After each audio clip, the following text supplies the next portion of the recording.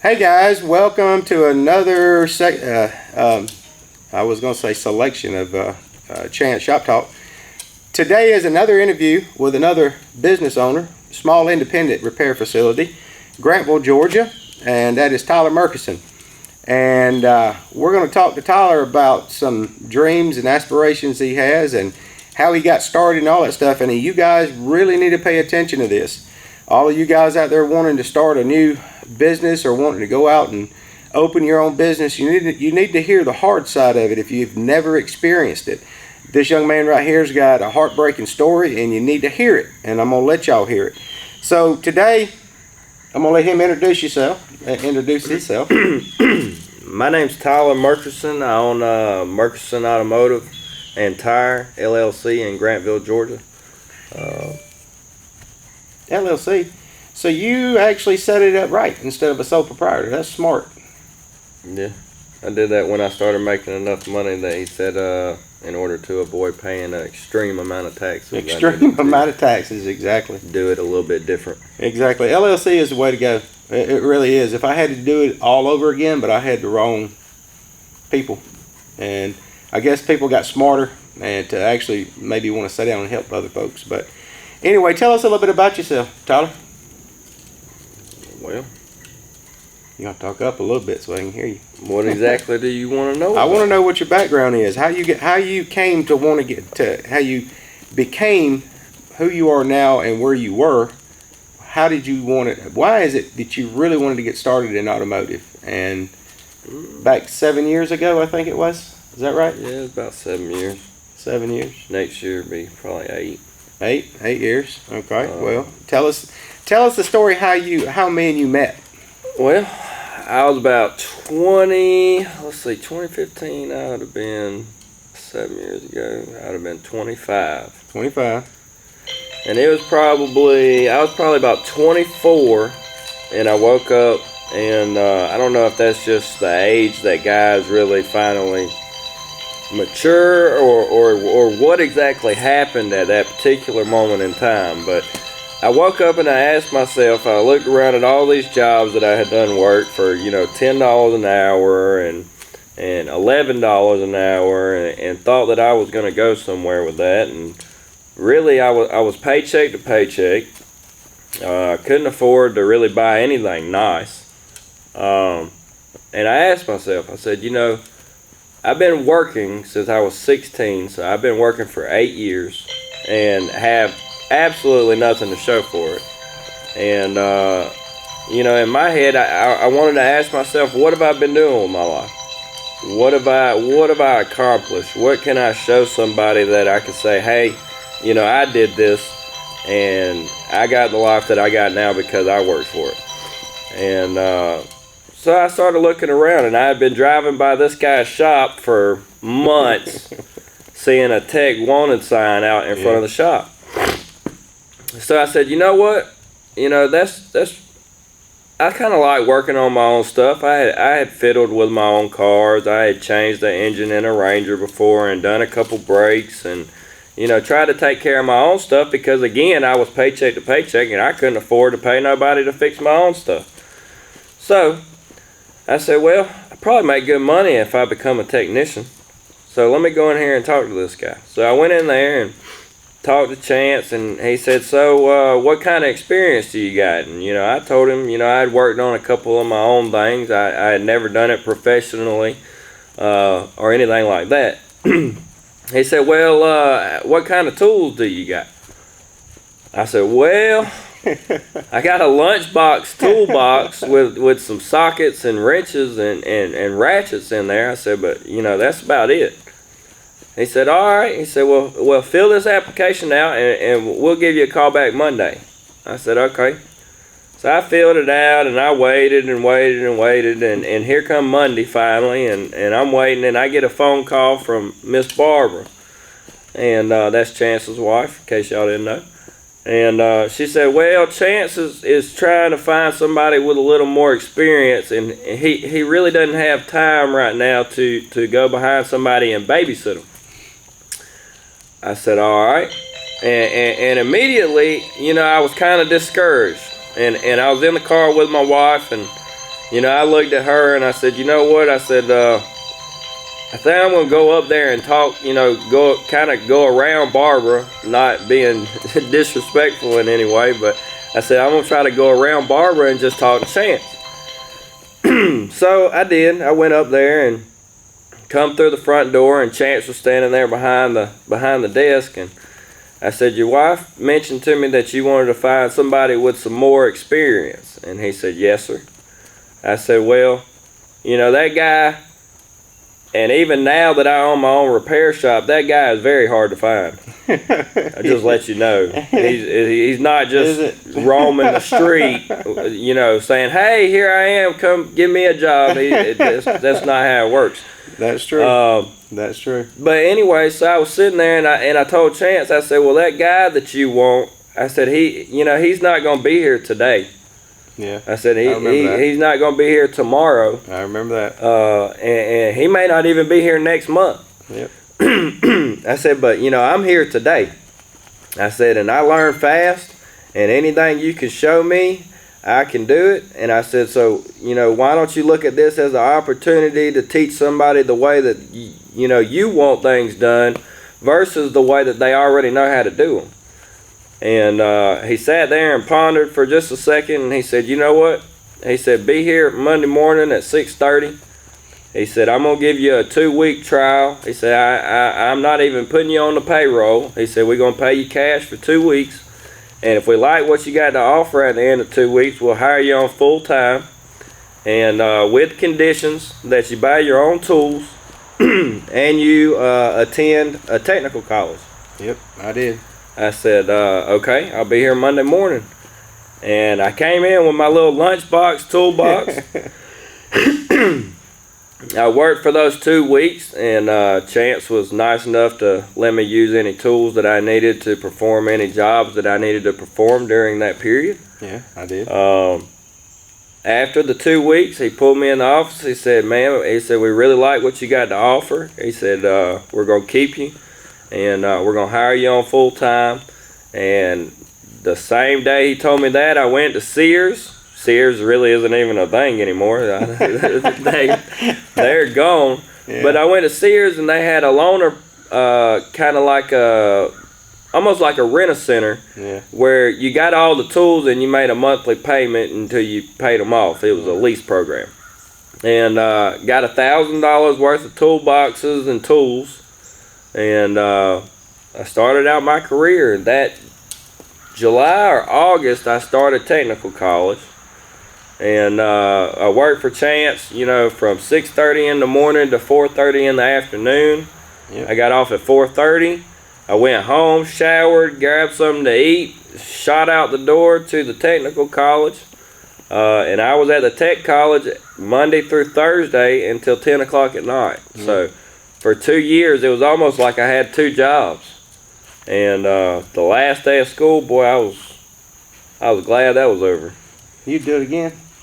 Oh, I don't know. I don't know. That was some determination and persistence that was kept me in that. That spoke volumes to me, I'll be honest with you, because you can't find, like you said, that person doesn't exist too much anymore. And it's hard to find those kind of people who are really dedicated, in a sense, to putting forth the effort to actually build something. Am I wrong? No, it's a lot of work. It's a lot of work involved, but I've always been the one to say that anything that is, worth, dreaming is worth gaining if you put the effort in it, right? So, I will say I learned a lot more in the shop. That's true. Than I learned in school. I learned things in school that I didn't learn in the shop. Mm-hmm. If that makes any sense, but I learned a lot more hands-on in the shop than I learned in the school setting. Well, now that I got you here, I'll go ahead and tell you my reasoning for having you go to tech school, which I did, and it's not so much about going to tech school to be a technician. It's not about that. It's about going to technical school to get the basic fundamentals. That's it. That's all you're pretty much going to get. Don't get me wrong, you guys out there, you're going to learn things, and I know you did.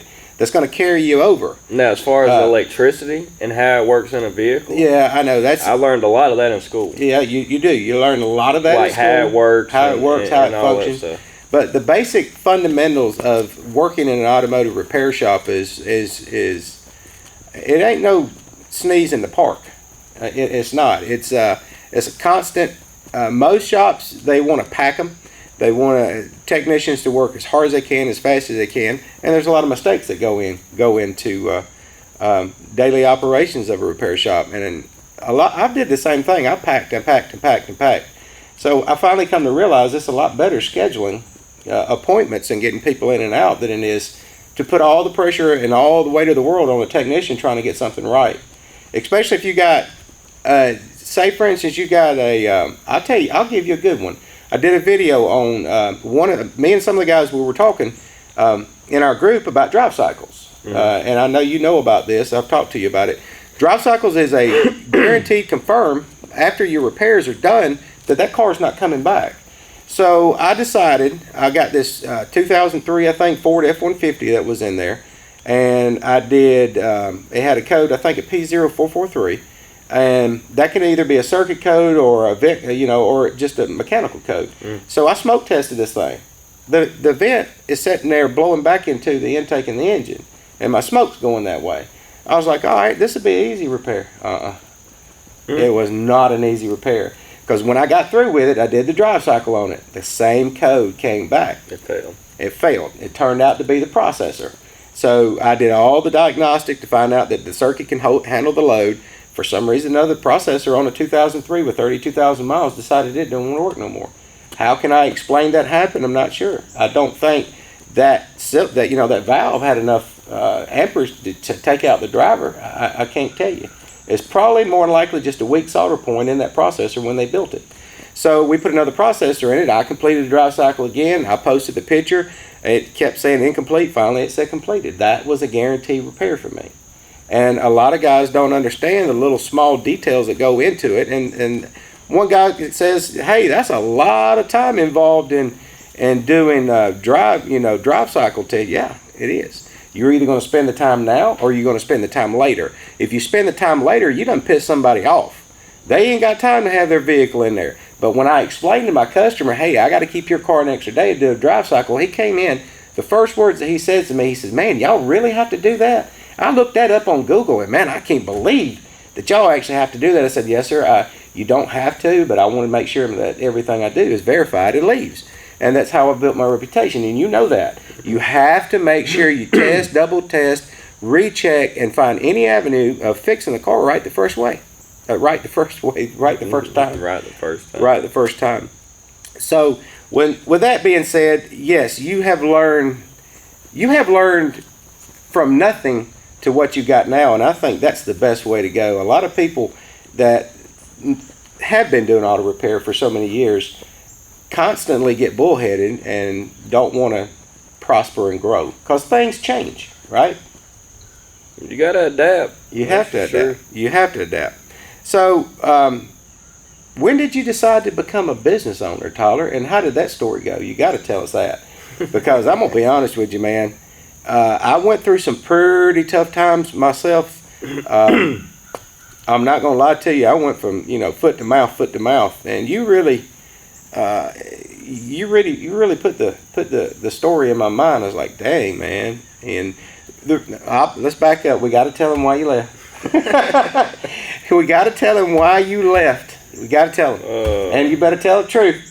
You better tell the daggum truth. So I've been working for Chance for about two and a half, almost 3 years. Yeah. It was like the middle of 2017. So about 2.5 years I had been there, and to the point that I had the shop keys, I had the code, I was turning the alarm off in the morning, opening the shop in the morning before anybody else got there. And the previous year to this, I had got married on July 9th. And this guy right here takes a week off every July, usually from the 2nd to the 9th. Yep. And you have to be back to work on the 9th. And the previous year, I had been allowed to take the 10th and 11th off for my honeymoon. So this year, in March of 2017, I put in that, hey, you know, my anniversary's on the 9th of July. I want to go ahead and put in for the 10th and 11th off because I don't want to come in on my anniversary. Well, apparently a week was plenty of time to do whatever I needed to do, and I needed to be back on the 9th because we were going to be slammed. Yep. And I said, man, I really don't think you understand. I'm not going to be here on the 10th and 11th. Oh. And he said, well, if you don't come in on the 10th and 11th, then you don't have a job anymore. And I said, well, I'm giving you my notice right now. And he took that as I did. That I was giving him my notice that I was quitting. Yep. We only figured this out later on down the road. We did. But he said, well, I don't need you anymore. And that hurt my heart. So I was a little upset, and I went outside and I packed all my tools up and I put it on the back of a truck and I left. Yeah. And I went to work for another guy in LaGrange that was down in the hole, named William. And he was a really good guy. Some of the ways that he ran his business was not the best or the smartest, but he was a good guy. And he paid me $35 an hour flat rate, which at the time I thought that was just, man, I thought that was the best thing ever.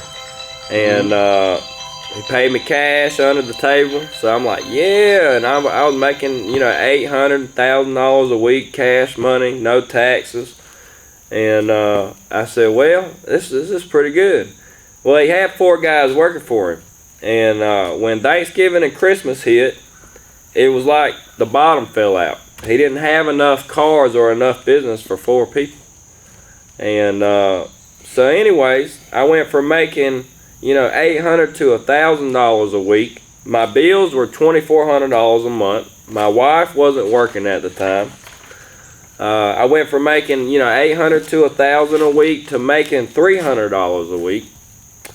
And after a couple weeks of that, I done got behind on a fair amount of stuff on paying my bills. And my water got cut off at my house. And so I'm sitting there, and at this point, I done got to where I'm borrowing $50 in the middle of the week because I'm broke and I ain't got no money to make it to the end of the week to get $300 to pay him back $50. So now I'm down to $250 a week. And so I said, I mean, I can't keep doing this. I said, I'm gonna lose everything I got. I'm finna lose my house. I done lost the water. The lights are fixing to get cut off. I said, you know, and I told my wife, me and my wife were talking, and I said, you know, if I'm going to lose everything that I own, everything that I got, I'm going to lose it working for myself. I'm not going to do it working for somebody else. And because I'd rather risk everything I got trying to build something that's mine than lose everything I got trying to build something for somebody else. That's true. And so I had an old 05 Honda Civic in the yard, and I went and pawned the title to it, and I got $3,000, which is not a lot of money. That's a lot of money for that car. Doesn't go very far. No, $3,000 doesn't. So in the back of my head, I don't have customers lined up. People don't know my name to be the one fixing their cars. When I was working for other shops, they knew the shop. They knew the shop name. They didn't know Tyler. They didn't know Tyler was the one that fixed their car. They didn't know Tyler was the reason they were driving to work the next day. They didn't know any of that. They knew the shop that I worked for did that for them. So when I went into trying to find a place, I had an idea. I said, Grantville, you know, doesn't have a lot of shops. It's a smaller town. I can kind of get my name out in this town fairly quickly. I went door to door in every subdivision, printed out, I think, 1,000 flyers or 1,500 flyers. I don't remember how many it was. I went door to door, knocked, introduced myself, handed them the flyer, told them we were in town. Met a gentleman that had a shop out there. It was an old two-bay service station. Used to be a gas station service area. Yep. And the gas pumps had been removed at some point. And I asked him, and it looks abandoned from the street. It really didn't speak volumes to what I had to offer to the community. So I had a lot of things playing against me off the jump, anyways. And so I asked him, I said, would you be willing to rent it? Yeah, I'll rent it, $800 a month. I was like, man, that's high. And my rent at home's $575. Plus a light bill there, plus a light bill at the shop. You know, I said, man, I don't know if I could do this. And so, long story short, people will come out that will help you. There's going to be people that tell you that it ain't going to work. You know, it's not going to be what you want it to be. You're going to lose everything you got. Yeah. There's 100 different phrases that play in my head that people try to tell me when I open my own shop. And you just got to let that fuel the fire and keep moving and prove them all wrong and make them eat their words. But anyways, so in knowing that I had all these bills that I had to pay, I asked the guy, I said, well, you know, there's a room in the back that looked like it used to be an office room. I said, you know, there's a bathroom here, shower and everything. I said, do you mind if, you know, we kind of live here until I get this thing off the ground? That way I can kind of consolidate my bills. And he said, yeah, I don't think that would be a problem. Yeah, that'd be fine.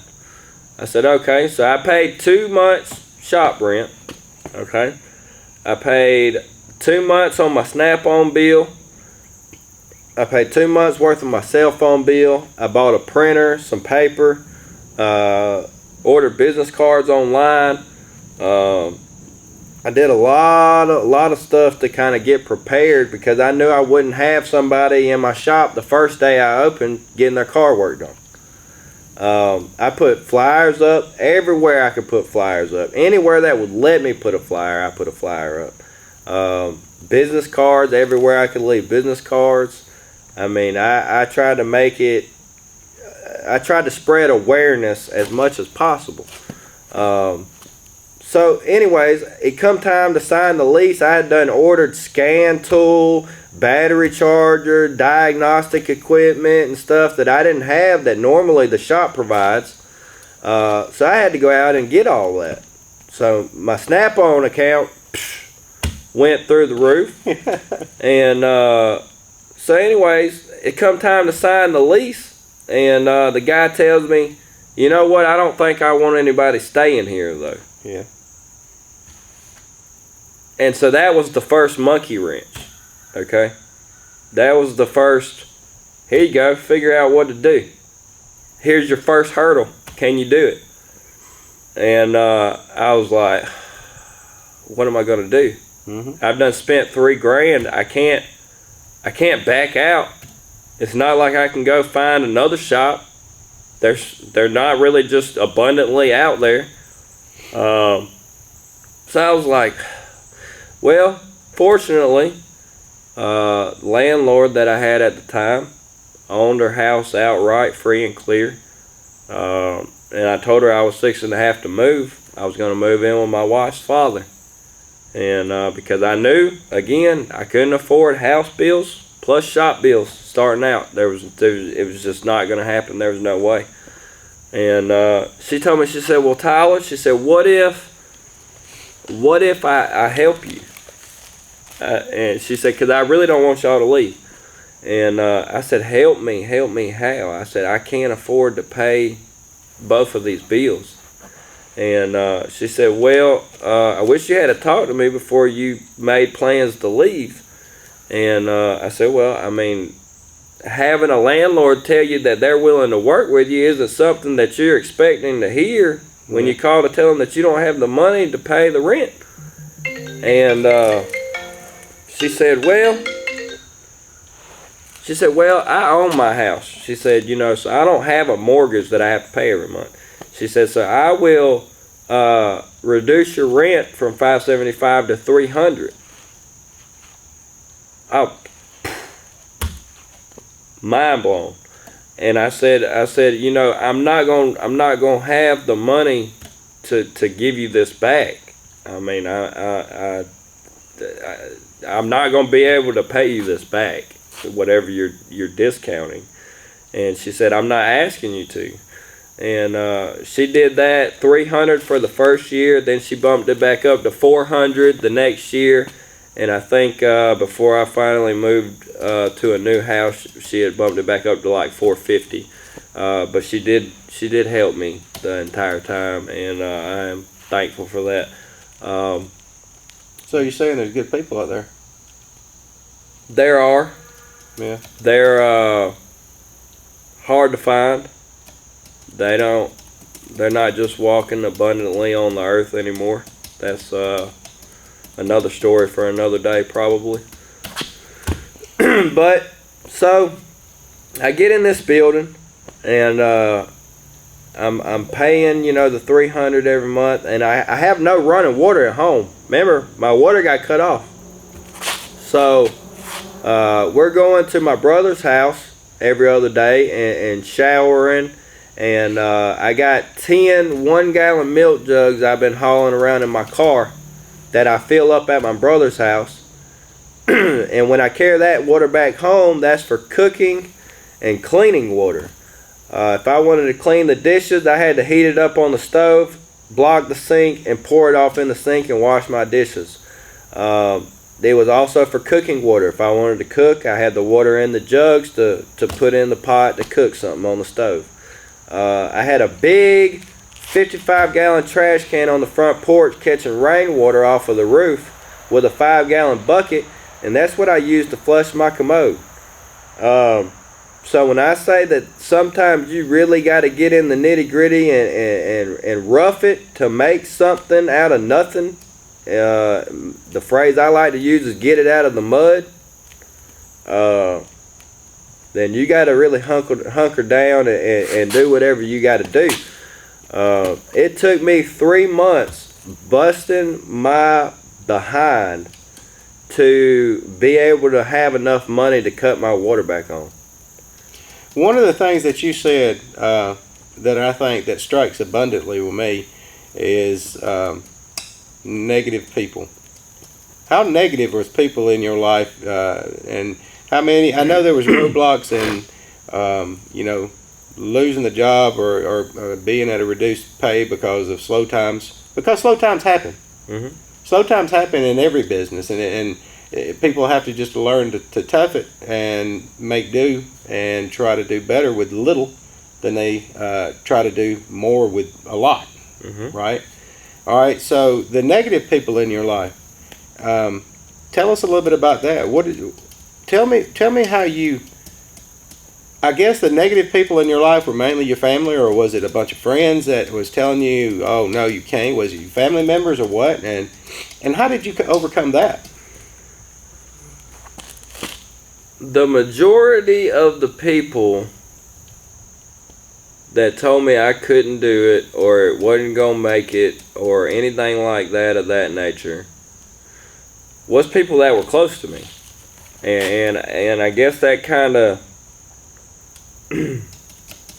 hits home probably for a lot of people, is that it's not necessarily people that you don't know telling you that you're not going to make it or that it's not going to be anything or that you're going to lose everything that you got. It's the ones that are close to you. And from their standpoint, maybe it's them trying to look out for you, or maybe it's them trying to save you from the ultimate disaster or whatever you want to call it. No, sir. I have that answer for you. The people that are negative in your life, there's a couple of different reasons. One, they're jealous of you. And I will give to some degree that they're trying to protect you, but in all reality, they've been told the same thing their whole life, but they didn't do and wasn't expecting you to do what you've done. So they kept throwing the negative stuff at you because a lot of people in life are negative. They're all the time giving those words, I can't, you're going to lose everything you got. And I'm going to be honest with you, if I had you're right, it's the people who are closest to you. And that's what really got under my skin, is the people that was closest to me telling me, oh, you can't. And so, I go out and telling everybody what I'm doing, and I'm building a new building, and it's $400 and some odd $1,000, basically $500,000, not including the tools and equipment and everything to run this business, plus the manpower. And people telling me, you're crazy, you done lost your mind, you won't be there 6 months, you won't be there a year.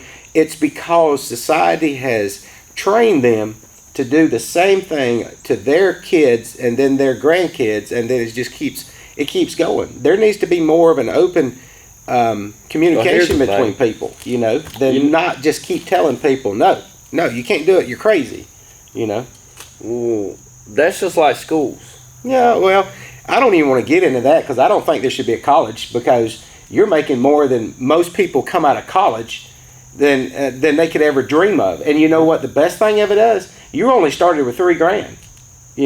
You kind of almost got my story. I started with $25K, but I bought $21,000 with Snap-on, and $3K is all I had with the flyers and all this other stuff, the same way you did, except I had to borrow the $25K and give Snap-on. Snap-on gets the majority of everything to do that, and I built something, and it's taken multiple years to build what I built, and you're getting there. You're putting your footprint in the sand, saying, hey, I'm right here, I'm coming. And you got that mindset to say, you're not going to stop me. One way or the other, and we'll figure it out. If you can go without water, and you're dragging water to your house like they used to 200 years ago, to figure out that, hey, I need a bath, hey, I need water to drink, hey, I need to wash the dishes, and those kind of things. That's what this world needs nowadays, is people to tell the other people out there with the negative thoughts, I don't need you in my life. If you're going to do this, I just care not to speak to you. So now now that story's out, so tell me how you handled it. My mom, my dad, my wife's dad. So it was pretty much everybody. He was extremely upset at the time.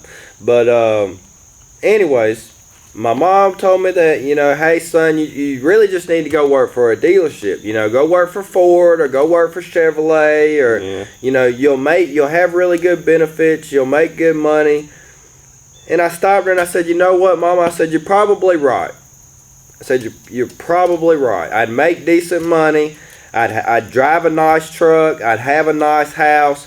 But at the end of the day, I would always be the guy that worked at Ford. I'd be the guy that worked at Chevrolet. I'd be the guy that worked at, a dealership or an independent repair facility. I said, at the end of the day, I am nobody. Yeah. My name doesn't hold any weight.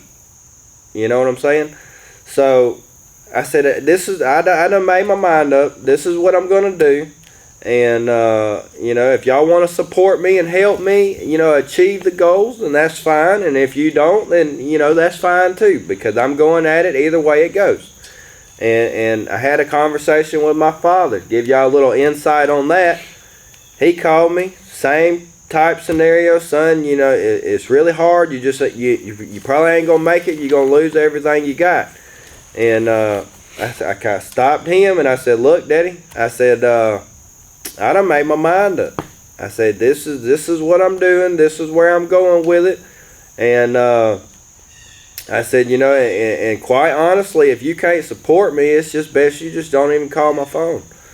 And he said, it's not that I'm not supporting you, Tyler. I'm just telling you that it's hard. I said, yeah, but you don't understand. If I have to eat ramen noodles every night for a year before I make enough money to eat a steak, that's what I'm going to do.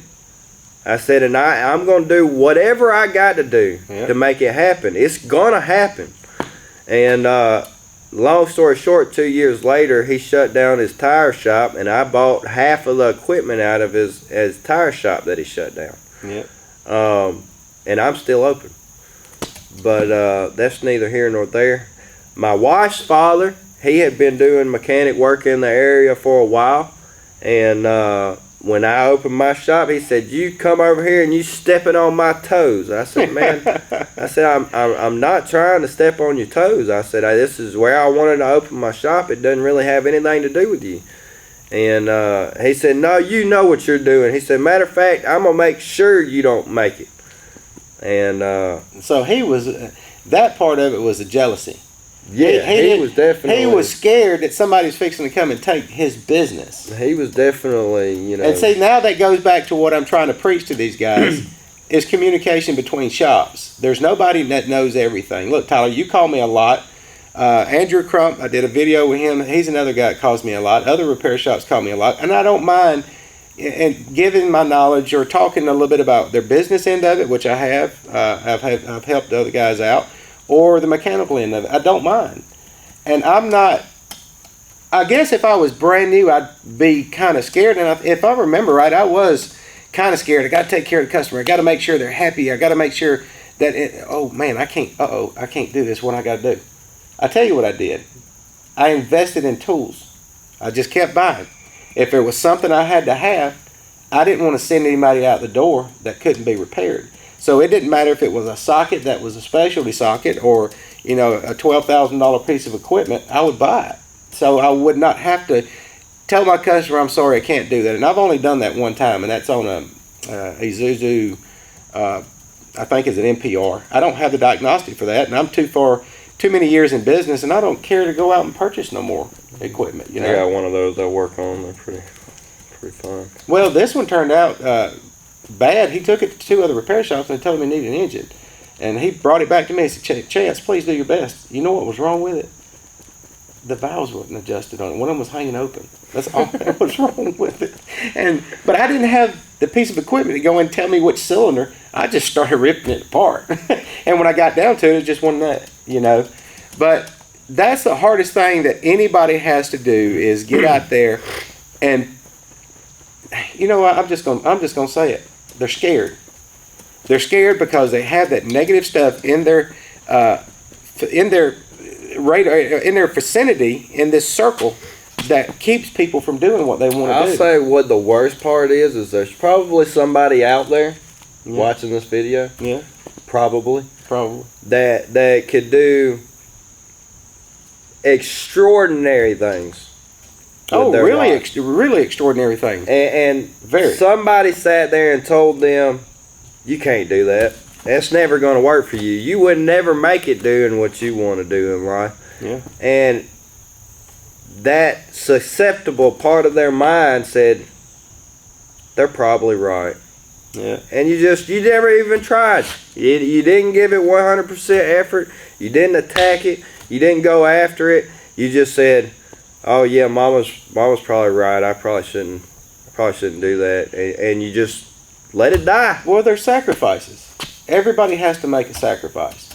You have to, every year that rolls around, my phone's blowed up with insurances. You have to make a sacrifice on the insurance you have of it going up 40% and staying with it, or you have to make the sacrifice saying, I can't afford that. I'm not going to do it. You have those choices, but that's a little bit different than planting your feet and building something from the ground up that's yours, right? Yeah. It has to be yours. It's not an insurance premium that you got to worry about going up 40%. You just got to worry about the here, the now, and you and the direction you want to go to and the company that you want to build. So after all this is said and done, you pretty much got money in the bank, right? Yeah. You're very comfortable right now, right? I'm definitely not wondering where my next meal's going to come from. So that steak finally came? Is that what you're saying? Yeah. I can't eat steak every night now. Yeah. I have it a couple times a week. Yeah, well, what I'm saying is you can pretty much go out and do what you want to do and move your business in the direction that you want it to move in. You are, as I always say, that first year, which to me it was kind of mind blowing. Which even being mind blowing for me, I made $51,000 for the whole year. Yeah, my first year, and to me, I had never made $51,000 at any job. But that was $51,000 plus everything I had to spend out to make the $51,000. So I really made nothing. Yep. But at one point during that year, I got down to $40, two $20 bills in my pocket, no money in the bank, and I was sitting in front of the shop on a picnic table, and I looked over at my wife and I said, well, this might be it. This might be the end of the road. This might be where it all stops, because this is our last $40. I have no more money. This is it. And it wasn't 30 minutes later, a brake job pulled into the shop all the way around. It was $650, and it put me right back in the game. So that's some of those things where people, and I'm going to talk a little bit about this. When you get in those situations where you're trying, you need to find people who motivate you.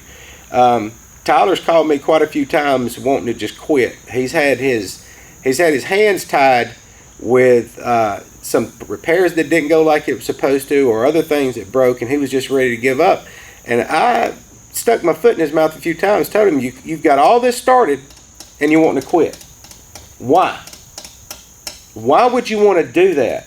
I told you it's hard. And then when you go out on his business, he finally realized the part that I put up with up front is the toughest part. The easy part's in the back, fixing the cars. Am I wrong? Yeah, he's had to kind of, for lack of a better way to say it, grab me by the shoulder and slap me in the back of the head before. I have, and because I don't want nobody that's in my immediate vicinity to ever give up on anything. And I've got another guy I'm working with right now that is he bit off a lot more than he can chew, and I'm working with him, and I'm gonna continue working with anybody that wants help. I'll be your motivator. I'll help you. I'll push you as far as I can push you, But if you ever give up on anything, you'll never know whether you succeeded or not, and you know that. Mm-hmm. So, who is some of the biggest influencers in your life that really got you wanting to have more and do more and be in control as a pilot would, and where he wanted to land a plane? Well, I mean, growing up, my dad, he wasn't really around that much. I mean, I seen him once a month for the first 16 years of my life. And we really didn't spend, any time that I would have considered quality time together. Which he's getting more around to it today and talking to me more, and I kind of think that's because he knows that he's getting older and he may not be here very much longer, and he's trying to make up for some time lost. But at the end of the day, that kind of made me, I don't know, search for that void that I had growing up. And I've thought that I found it in a couple of people before throughout my life, and then got let down. And the only person that I could really say that has stuck around and helped me through a lot, and been there when I needed to talk to somebody to try to figure out what I need to do and where I need to go from here, unfortunately, is this guy right here. Well, I appreciate that. I do, but I wasn't expecting that. But well, I don't really have anybody else that I look up to. I mean, I've been pretty independent. There's not anybody that I really look out there and say, hey, I want to be just like him, other than this guy. And I want to be sitting in the chair that he's sitting in one day, and have everything worked out where I don't have to work for the rest of my life. Everybody works a job for 40 years, just like my stepfather that worked for Delta. And I mean, at the end of the day, he can't just go out and do whatever he wants to do, because now he's on retirement 401k and Social Security, and he is limited. He is capped at how much money is coming into that house now. And he can't just go out and spend 2 weeks across the country and go in souvenir shops and buy luxurious meals. He can't do any of that because he can't enjoy retirement. And I don't want to be the person that worked my butt off my whole life, and now when I'm old and I want to enjoy a little bit of life and go out in the woods and hear nature and be away from all of the nonsense that there is in the world now, I don't want to be thinking, oh, well, I only got $3,500 coming in this month, and $2,500's got to pay my bills. I don't want to be in that situation. So, I think that's a horrible situation to be in. It is a horrible situation to be in. And look, I appreciate you saying that. That means a lot to me. It does. But I'll be honest with you. There is very few people that think like that. I've been thinking like that for the last forever. Because I didn't have the father. I didn't have the mother. I left when I was 12. And that's all a whole story. But the point of it is I've never had somebody get in my face and tell me I couldn't. And I just decided I wanted to prove them different. And you're right. I don't want to be living on Social Security. I don't want to be living on a little bit of breadcrumbs coming in. I want to be able to get in my car and go anywhere I want to go. I want to hook my camper up. And matter of fact, it's stored in North Carolina right now because I got a grandbaby coming. Most of November, I'll probably be taking off, and I'm going to spend some time with them. I've lost all the time in the world with my kids. I missed their first steps, their first talks and stuff, building Williams Automotive and transmission repair, making sure that they had everything they'd want. And don't get me wrong, it paid off, it did well, but the whole point of it is I missed a lot of time with them. And you're right, I don't want to be that statistic, that number where I have to worry about, well, how much money I got coming in. So as we get older, you'll understand you can't keep turning wrenches your whole life because you're going to end up with carpal tunnel and stuff like that in your arms like I do. I got 2 back surgeries under me. So I went out and I said about a year ago, I've been looking for a way to make a different living, without having to turn wrenches, and it'd be a lot easier on my body. And so I decided to start affiliate marketing. I'm liking it. It's easy. It's easy money. It takes time to build it up. Don't get me wrong. It's an easy thing to start to build, and if I can build my business in 25 years, then I can build the second business in 25 years. And I hope I have another 25 years. But this business right here, I know will take less time to build and be very successful at than what I put in at my repair shop. And so that's another thing I want to tell other people. If you want some of that information, all you got to do is tag me. I'll hook you up with a company who is training me to do the affiliate marketing, and I love it. It's easy stuff, and I've got no education. I finished every bit of the tech school, except for one thing, GED. I'm not lying, man. I missed it by 1 point. I said, teach, come on, give it to me. She couldn't. I had a kid to raise. I had food to put on the table. I didn't finish, technically, I did not finish tech school. So I quit school in 8th grade. I don't have no education, but the people that are teaching me affiliate marketing said, you don't need that. And I believe them. I don't need a 4-year college to go out and make more than what they're making. I'm making more money per month than most people, out there are. So I really push schools that need to bring back automotive, carpentry, mechanical, all that stuff to get people into, tech schools. You don't need a 4-year or 5-year or 10-year college unless you want to be a doctor or something like that, right? So that means a lot to me that you said that. It really does. I wasn't expecting that. Yeah, I kind of got a little teary. You saw it. I apologize for that, but in a sense, it feels like I've touched you. I've touched your life, and I've helped you out in your life, and that's what I want to do. I want to help people out in their lives. But anyway, let's get off that subject. There's a lot of mushy stuff, and I told you I don't like mushy stuff. Nah, I know. But anyway, look, so now we've got your story out there, and people have got to sit down and go, damn it, he ain't no better than I am.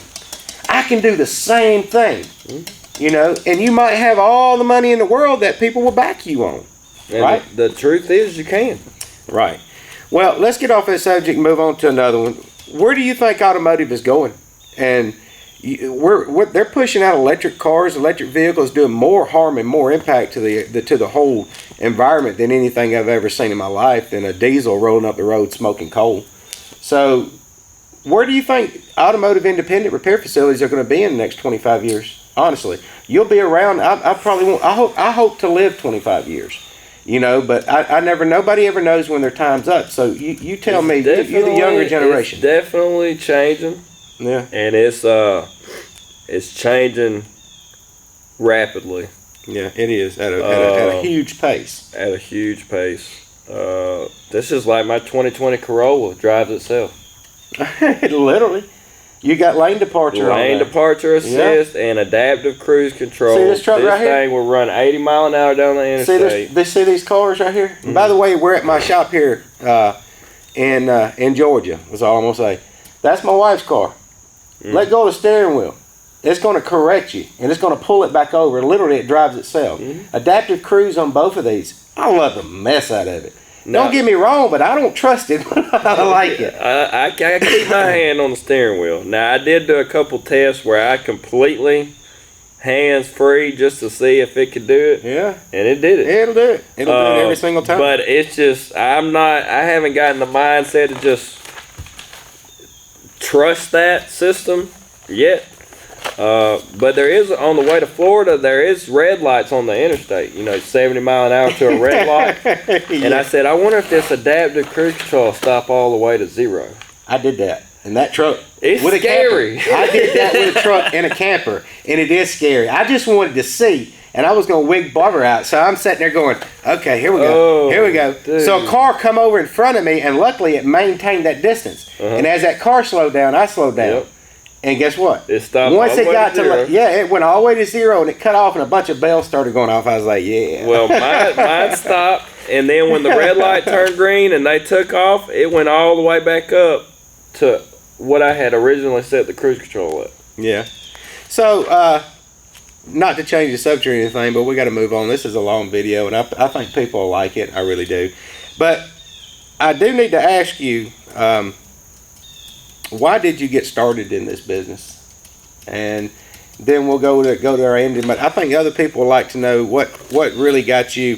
I know you said, "Oh, I like working and fixing my own stuff, and I couldn't afford to have somebody else fix my stuff." But in a nutshell, really, what is the attraction that brought you into automotive? Besides the cool tools, like the lab scopes and the diagnostics.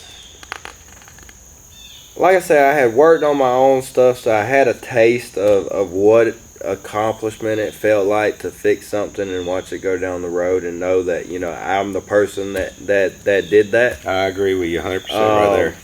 It's the feeling. So I was super intrigued by being able to fix something that somebody else couldn't fix. That's even better. And, so when I started in it, and then it wasn't maybe a year and a half in, I realized I'm good at this. Yeah. Well, I hope you didn't get too much like me. I'd be driving home at night, and I'd be thinking, man, I'm a fake. Did I really do that today? Something somebody else couldn't do, or something nobody else wanted to do. I felt like I was a fake. I'll tell you something else that plagues both of us probably. What's that? You go home, and you're trying to relax and enjoy your evening, but your mind's playing out this timing belt job that you just did, and you're like, did I tighten that bolt down there on the crankshaft? Every single day. Tires. Did I tighten up that wheel? Every time a car leaves out the door and I get through driving it, even when they're gone, I'm thinking, did I? I start second guessing myself. You remember when I was working for you and I did that timing belt and I was picking up all my tools at the end of it, and I grabbed that special socket that only was for one bolt in the timing belt, and I said to myself, I don't remember tightening that bolt up. No, but you tore it all the way back down just about. And I did. Sure. I tore the whole front of the engine back down to get at this bolt because I didn't remember in my head. I didn't remember using that special socket to tighten that bolt up. That's right. And when I tore it back down, guess what? It wasn't tight. I didn't tighten it. Yeah, and that would have been a major mistake. And so I caught a major mistake before it left the shop, and made it right. And that's just the way our brains work. Is while we're doing it, while we're in the middle of it, we're constantly, did I do this? Did I do that? Let me recheck. Let me check this before it ever leaves. And I mean, that's few of the technicians out here. Some of them would have just sent it. Yeah. And then it'd have come back and it would have needed the engine. That's kind of like a bad cook in a restaurant. Just send it, and it goes to the table. Coming right back. Oh, yeah? He's coming right back. All right, so what's some thoughts of inspiration for these guys out here that have absolutely no clue? If you had it to start over again, seeing as how you've been in it for a little while, and you've got a lot of a good following as far as your customer base, what are some of words of inspiration to tell people how to get started first in this business, and what would you tell them to work on before opening a business instead of doing it, one piece at a time, kind of like me and you? Well, I would say you definitely, before you open your own shop, you definitely need to have some experience under your belt. And one thing that this guy did to me that, is just made me that much better was, even when I was working for him and we were in the same shop, I'd come to him and be like, hey man, can you help me do whatever I needed help doing at the time? And his favorite phrase, I'm going to just give it to you. His favorite phrase is, I know what you're going to say. Tyler, you're on a desert island and there's nobody else here to help you. Yeah. You got to figure it out. That's true. And you'd be like, you sorry and then you go out there and you're like, okay, if I was on a desert island and there was nobody else here and I had to get this done to get out of here, I had to figure out how to do this by myself. Your brain starts working in amazing ways. It does, and you'll come up with a way to do it. You'll figure it out. It may take you a minute to sit there and ponder, hey, maybe I could do it this way or that way, and you might have to trial and error a couple times. But you'll figure it out. You'll figure it out. And you'll do it. Yeah. Well, it's been awesome sitting here talking with you, listening to your story, because it really needs to be said. And there's not enough people out there that really want to put in the effort. They think they want to own a repair shop, but if not. And the point of it is, if it's in your gut and it's going to be stuck in your gut and you don't try it, you'll never succeed. I will say, when I was working for you, I didn't see your side of everything that you dealt with, which you kind of touched a little bit on that earlier. Yeah. But I mean, it is hard. You're gonna bleed for this. You're gonna sweat for it. And there's been times that I have just sat down and cried my eyeballs out. I'm not even gonna sugarcoat it at all. I mean, there was a car pulled in one time. I put it on the lift. It had an oil leak. Cleaned it off. Was looking for the oil leak. I set it back down, and the windows wouldn't come up. I remember that. And I'm sitting there trying to fit. The lady's fitting to come pick it up in the morning, and her windows won't come up, and I didn't do anything I didn't touch none of that. And I called Chance, dude, and I was so upset, and I was sitting there in my shop. I was like, I don't know what I'm gonna do. I didn't do anything to the windows. And I don't even remember. I think I unhooked the battery for a while, hooked it back up, and the windows come back up. But yeah. I had to relearn the windows, but in order to relearn the window had to be up, and when this all happened, the window was down. So it was just... That's the other part of dealing with customers when things like that go wrong, and you're like, they're going to blame me for breaking their stuff. That was the scary part. That's what you was afraid of. You was afraid that she was going to blame you for tearing her window up. When I had nothing to do with it. You had nothing to do with it. Matter of fact, I had to call a customer the other day and tell him that his starter went out of my shop. Yeah. Literally last week, I had to call him and say, man, I got your car on the lift, and all of a sudden it won't start anymore. Yeah. And I did some pinpoint tests on the starter in the starter shop. Yeah. The starter literally just went out in my shop. Yeah. And I said, I mean, I guess it's kind of a good thing that it went out here because now you don't have to pay a tow bill, but Yeah. your starter's bad, and we're gonna have to fix the starter, unfortunately. Well, this engine right here is going in a Ford, but you brought up a good point. We had a Dodge, I think it was a 2008 or 2009 Durango come in. This was years ago before we ever met. And, I'm rocking and rolling. It comes in on a wrecker, and the front end's knocking every time you roll forward and backwards. The drive shaft literally had one of them constant velocity joints just come apart. Extended warranty, I called the extended warranty company. They said, yeah, go ahead. By the way, I don't like extended warranty companies, and I don't deal with them anymore. Just so to know, I've put some videos out about them. Away from. Yeah, I don't like them. I don't want to have nothing to do with them. They dictate everything for you, and you just sitting there being the grunt. Don't do it. But anyway, take off, go down. I decided I was going to kill two birds with one stone. I go over to Ford, drop some parts off. Barbara calls me and says, hey, my alarm went off at home. And I said, okay, well, I'll go check it out. But we didn't have an ease over, and every time the sun come up, the door would pop, and the trigger would trigger the alarm. So before I got that fixed, I'm on the way here. I'm like cruising. Don't mess with people's stuff inside, but they had it on talk radio. So I'm sitting there listening, and all of a sudden I slow down and turn into my road. Clunk. Man, I'm freaking out at that moment. I go to click, click, click, click. I was like, what the heck happened?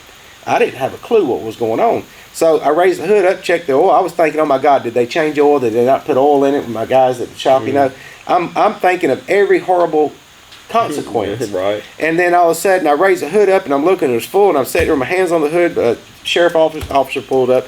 He beat me to the house. He was a friend of mine. He said, hey, you need a ride? I said, yeah, I think I need a ride. So I jump in and get it towed back in, and the engine locked up in it. And I called the warranty company. The warranty company says, yeah, no problem. Just get approval from the customer. And I go, oh my God, I got to call this guy. And I'm like this. Hey, I put a drive shaft in your car, and now your engine's locked up, How do you explain that to somebody who knows nothing about a car? So I picked the phone up and I called this guy, and it actually was a lady. She says, okay, no worries, just do whatever you got to do. I said, ma'am, if the warranty company rejects this is like $7,000. But don't worry about it, hon. It's not your fault. I was like, whoo! I felt better at that time, I'm like, yeah. So no jokes aside, to pull the engine. And I'm telling you, we took this thing apart piece by piece to find out what happened. I'm not lying to you. When I took it apart, you could eat inside this engine. It was that clean. I'm not going to eat inside the engine or nothing like that, but it was spotless. The crankshaft journal had just a little bit of carbon on it, and it starved the rod for oil, and it locked up. Just one little small piece of carbon. You believe that? And Chrysler put it out about something about the journals in the crank being too small. Mm-hmm. They should have been enlarged, and they put a bulletin out about it. The warranty company rejected it because of the carbon, because the customer could not come up with all the oil service records. So you better keep your oil service records if y'all have any kind of extended warranty. I'm just telling you. So yeah, I know what you're going through when you're dealing with the front end up there. I don't think there's nothing I haven't overcome, but it takes a lot of years and a lot of time to invest in what this guy's done, and I'm very proud of him. And Tyler, I appreciate this interview. I think it's been a hoot. What do you think? I think it has. I think they'll enjoy it. You got any more words of wisdom for these folks out there? Are you going to be like Nike? Just do it. Well, I guess I'll leave y'all with my plan A, plan B lane. You don't need a plan B, but go for it. Exactly. That's right. You don't need a plan B. A lot of people will tell you that you need a plan B if plan A don't work, and quite frankly, I'm here to tell you that plan B is futile, and you don't need plan B, because plan B distracts you from plan A, or plan B gives you a way out when plan A gets hard. Yeah. Okay? Hard. When it gets hard, and I mean hard, you'll say, oh, well, I got plan B. I'll just go work for Yamaha. And then you gave up. Now, let's go back and put it in a different scenario. If you only had plan A, there was no plan B, this is the only way that you could do anything. This had to work. This was it. This was do or die. This has to be done. Then you're going to do it. and you're going to do whatever you have to do, and you're going to go over whatever hurdles, whatever obstacles, whatever mountains that people put in front of you. You're going to go through them. And I'm going to leave them with this. What he means is, always go forward with plan A. Never worry about a plan B, because if you worry about a plan B, it gets too easy, right? Yep. So there should never be a plan B. There should always be a plan A, and just move forward with your life. Inspire to be somebody better. Find you a good mentor. If there's somebody around you, close to you, that's very successful, and you want to be that guy, or you want to be that young lady, or you want to be something to somebody, even your kids. Here's one thing that a lot of people don't understand. Even me nowadays, I still look for mentors. At the same time, my kids look up to me as a mentor. You have to do right in life and do the right things in life, because don't ever forget that you got kids that you're raising. If you all have kids out there that look up to you regardless of what you think, and that's another thing that's taken for granted. They watch you every day. They watch you every day. That's for sure. Until then, I am Chance Williams, and this is Tyler Murkerson. And this is Chance Shop Talk. Y'all check the links out below. Join my private Facebook group if you're interested. We have live trainings from time to time. I'm going to see if I can get Tyler to join, and we'll stay in touch with Tyler and keep dibs on him as to where he's going. And I think you got plans for looking to find and build your own shop. Is that right? You're working on that? I'm trying. You're trying, to find and you still have right plan A. piece of land. That's right. So he is looking to build a new building, guys, and he will be out there. And if he can come from where he was to where he's at now, don't think he can't do it. Until then, check the links out below, and y'all take care.